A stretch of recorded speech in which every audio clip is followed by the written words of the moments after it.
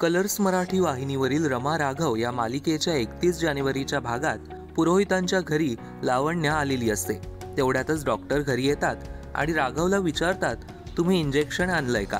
त्यावर आजी म्हणते, हे इंजेक्शन खूप महाग आहे डॉक्टर, हे नाही दिलं तर नाही चालणार का? त्यावर डॉक्टर म्हणतात, 4 इंजेक्शनचा कोर्स करणं गरजेचं आहे, नाहीतर गजाननराव कधीच या आजारातून उठणार नाहीत। मग राघव ते इंजेक्शन लावण्याच्या दिलेल्या पैशांमधून घेतो। त्यावर लावण्या म्हणते, हे इंजेक्शन तुम्ही माझ्या पैशातून घेतलंय, मग हे इंजेक्शन तरी मला परत करा, नाहीतर माझे पैसे परत करा, आणि हे काहीच जमणार नसेल तर माझी रमा मला परत करा। आता गजाननरावांचं इंजेक्शन की रमा यापैकी राघव कोणाची निवड करणार हे पाहणं महत्त्वाचं ठरणार आहे।